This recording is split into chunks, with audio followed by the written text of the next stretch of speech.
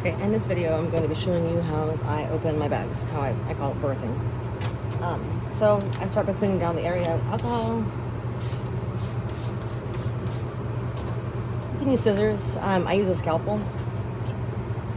Or I'll use scissors, just really depends.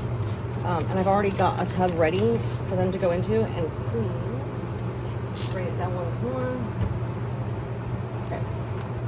So I do it under my flow hood with my flow hood turned on, but really you don't need to.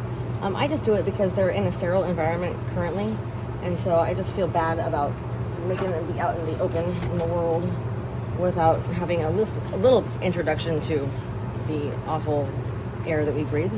I was painting, and so I have black paint all over my hands.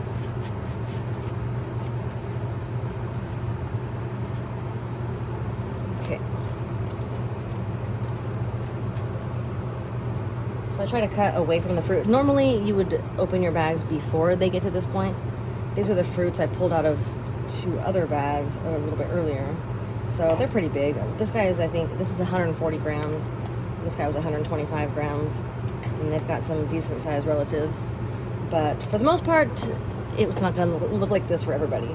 I'm just pretty lazy, and so I take a long time to do my bags.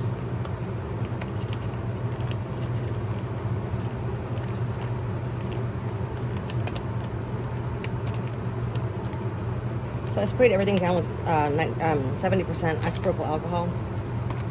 I can also use my little back decinerator here, but I'm not using it right now. But this is perfectly acceptable to put my scalpel into to get it clean enough to puncture this bag. Yeah, I tried to avoid cutting the fruits as much as possible. And the way I let mine grow, there's always a layer on the top of the bag of mycelium and little tiny fruits. I try to not kill as many of them as I can, but I can't save them all.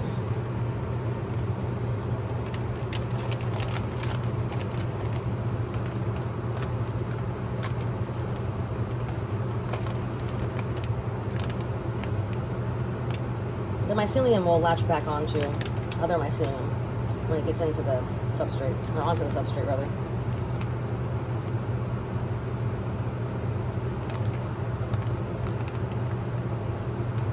Or you can take a culture of that and put it on an agar plate. Or put it into some liquid culture. But there's really no way to tell exactly what you're culturing besides just this genetics, but you don't know what traits you're culturing.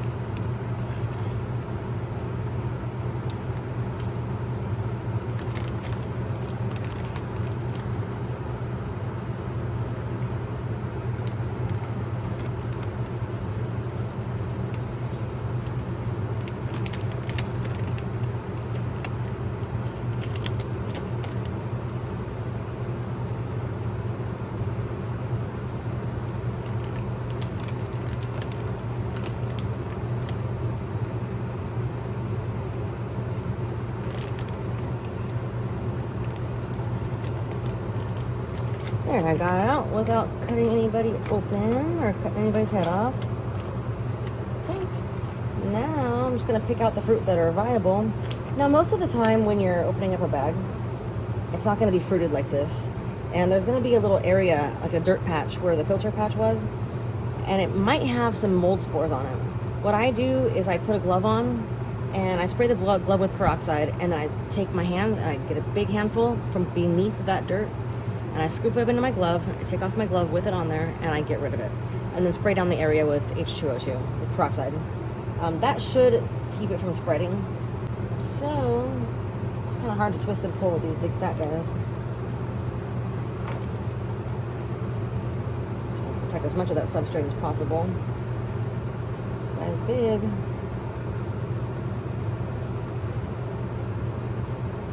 Alright, let's weigh in.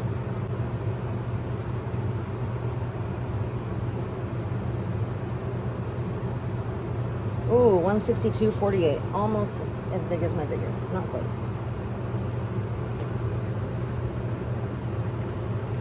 Just gently remove any, if you have any fruits like this, gently remove any of them that are in here.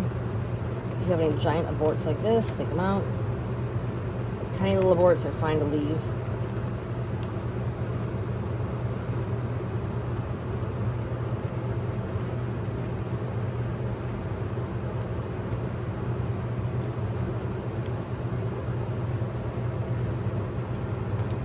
leave those guys. I always take the label off of my bag so that way I can put it on the tub that it goes into fruit. So that way I know what I have.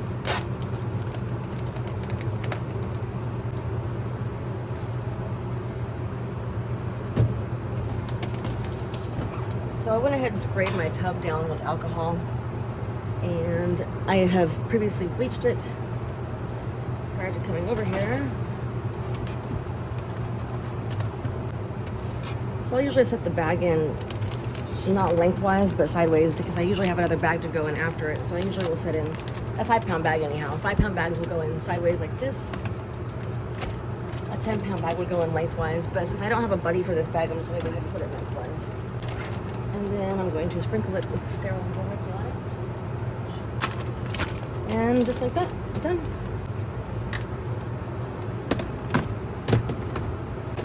And put the updated label on top.